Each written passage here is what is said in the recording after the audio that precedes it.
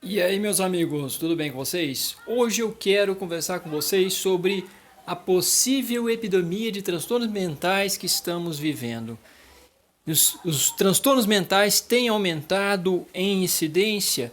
Sim, há um aumento da incidência de transtornos mentais, principalmente depressão e ansiedade, desde os anos 90. E essas taxas vêm de fato se incrementando, vêm aumentando. E nós temos também um aumento nos Estados Unidos e no Brasil, um aumento de suicídios, mais nos últimos 10 anos, tá? Um aumento de suicídios entre adolescentes e pré-adolescentes.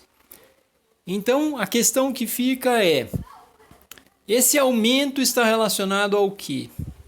Quais são as possibilidades, os possíveis fatores envolvidos com esse aumento dos transtornos mentais? O primeiro ponto que eu gostaria de trabalhar com vocês e que eu levantei aqui, conforme o meu histórico, as minhas pesquisas, o meu percurso na área, é a possibilidade da ocorrência de sobrenotificações.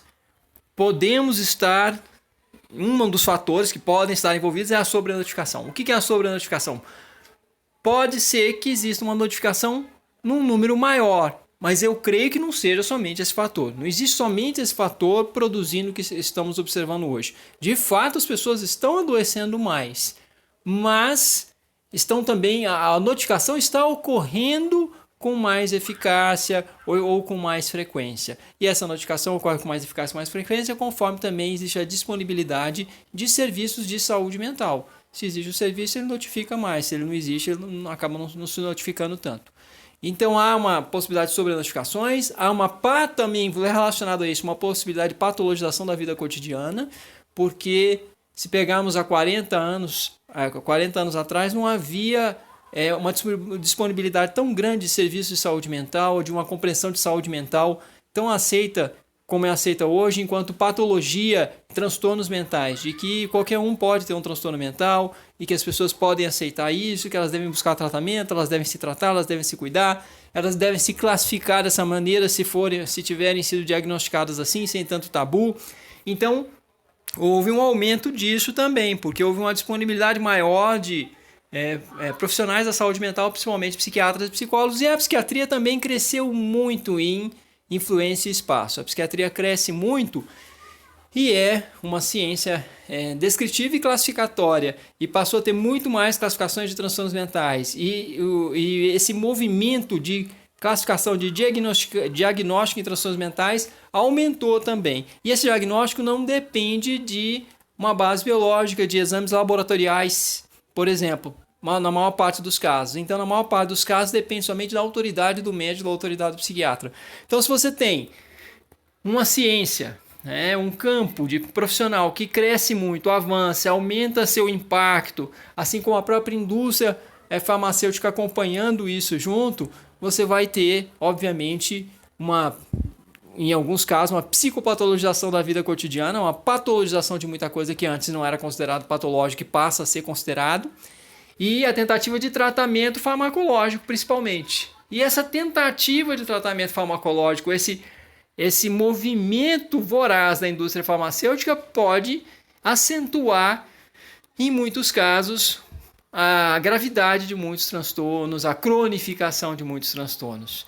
Então, só para ter um exemplo, na Finlândia, 10% somente dos pacientes psicóticos que tomam medicação antipsicótica. E no Brasil, de forma assim, contínua e regular, né? De forma meio indefinida, que acima de 2 meses, por exemplo. E eles usam muito lá para cortar a crise. Então, o paciente psicótico entra em crise, muitas vezes entra a medicação, o paciente é estabilizado e já vão procedendo o desmame e em mais ou menos 2 meses a pessoa já não está tomando mais medicação e ela volta para a vida dela sem medicação.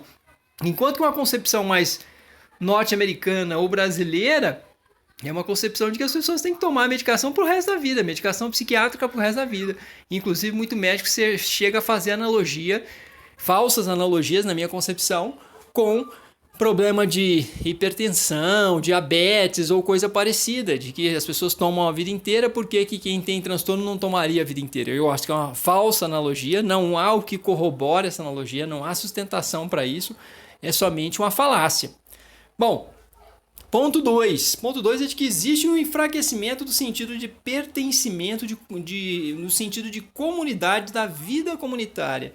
Então é um ponto que eu acho importante ser ressaltado, porque a urbanização, a industrialização e a urbanização como tem se dado, o desenvolvimento da individualidade, da individualização, do excesso de individuação, no sentido de individualização, o crescimento da individualidade como um valor e o crescimento desse campo, do campo da individualidade, ele aumenta de alguma forma, incrementa as liberdades individuais, porém o preço que a gente paga por um aumento de individualização, das pessoas terem mais o seu canto, terem o seu celular, terem o seu programa, terem o lugar onde o seu canto, morarem sozinhas, enfim, uma série de recursos que fazem com que as pessoas muito facilmente se isolem, que fazem muito facilmente com que as pessoas deixem de se comunicar mais ou interagir de uma forma mais efetiva, como a gente observava há uns 40, 50 anos.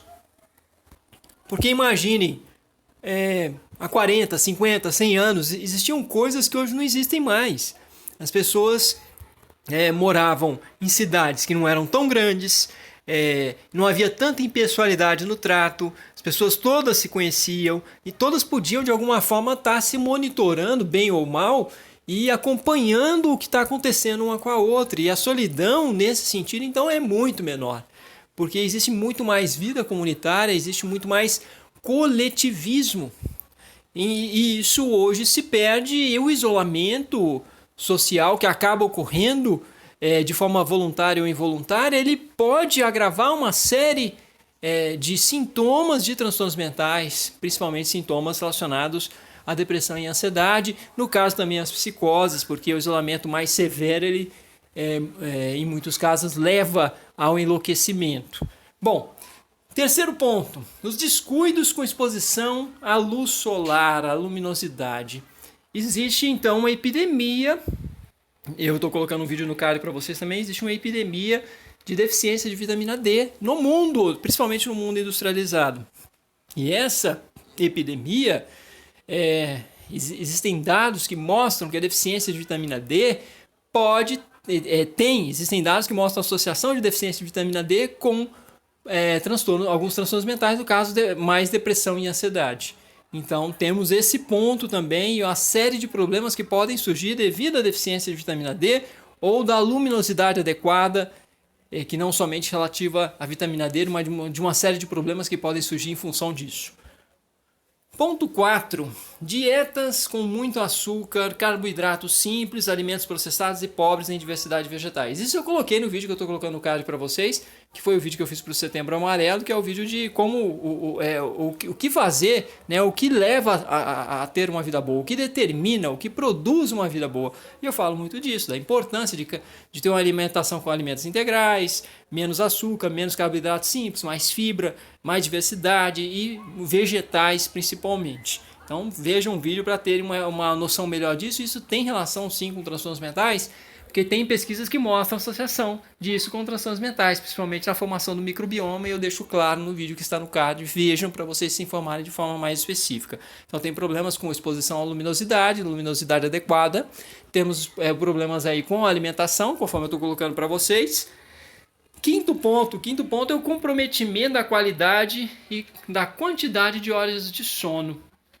Então temos uma luminosidade inadequada, as pessoas acabam não tendo luz solar suficiente ou luminosidade suficiente durante o dia, e à noite acabam tendo muita luminosidade artificial, assim durante o dia também em muitos casos, ambientes iluminados artificialmente mesmo durante o dia, e isso implicando em distorções, fazer com que o sono das pessoas fique um sono mais perturbado, um sono que se perde em qualidade e quantidade. E no caso a quantidade também, porque muitas pessoas estão ficando muito tempo, por exemplo, nas redes sociais, questão de pressões de trabalho, de estudo, de desempenho numa sociedade que tem muita pressão nesse sentido. Então as pessoas estão dormindo menos e com menos qualidade, muitas pessoas, e isso tem associação com diversos transtornos mentais. 6. Os fatores relacionados à instabilidade de vínculos afetivos, os quais vêm sendo elaborados geralmente sob a denominação de liquefação da vida e dos laços amorosos. Foi um pouco que eu já falei em um dos itens acima, e que isso fica muito claro, essa instabilidade dos vínculos, a questão de uma vida mais liquefeita, de vínculos mais instáveis e de relações mais voláteis. Então, tudo isso facilita a produção de uma vivência, a produção de um modo de vida que não tem muita base afetiva sólida. E isso é uma porta aberta também para alguns transtornos mentais. 7. A multiplicidade de referências e de exigências de desempenho nos mais variados contextos. Coloquei um pouco acima e aqui enfatizo. E sim, multiplicidade de referências e de exigências. E a gente vê, inclusive, as redes sociais como tendo um papel forte nesse sentido, que acabam fazendo com que as pessoas olhem muito para o que os outros aparentemente estão fazendo, que os outros estariam aparentemente muito felizes, e na verdade as coisas não são bem assim. E esse trabalho de se expor demais aos outros nesse ponto que as redes sociais produzem nas pessoas, produz muito sentimento de menos-valia, de diminuição de autoestima, de se comparar mesmo com o outro o tempo todo, mas um outro que é muito imaginário, um outro muito fictício, porque é muito fabricado ali nas redes sociais. E as exigências todas que acabam incidindo sobre as pessoas, né? De exigências em vários níveis, exigências de desempenho mesmo em vários níveis da vida. E isso pode fazer com que muitas pessoas não deem conta disso tudo e sejam levadas ao esgotamento psicológico. 8. A importância de atividade física regular e motivada de modo saudável. No caso, o sedentarismo é um problema, onde começam muitos problemas, está associado a vários problemas de saúde, inclusive, sim, a transtornos mentais, principalmente depressão e ansiedade. Que podem melhorar demais se tiver uma atividade física regular e motivada de modo saudável. As pessoas hoje estão pensando muito em atividade física como academia. Eu sinto muito isso, assim. Elas se matriculam na academia achando que isso vai dar conta do problema delas, mas se matricular na academia está muito longe de ser exatamente aquilo que vai produzir uma atividade física saudável, motivada de modo saudável, porque não basta estar matriculado.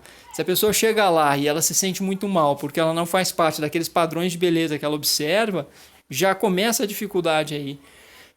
Os exercícios repetitivos, eles podem ser muito desmotivantes para muitas pessoas. A falta de orientação também, quando vai se fazer exercício, a pessoa vai fazer alguns exercícios às vezes de força, de musculação com muita carga, e tudo isso acaba sendo muito desmotivante, porque a pessoa não dá conta, há um nível de exigência muito grande para o início, para se começar alguma coisa, e é muito repetitivo em muitos casos.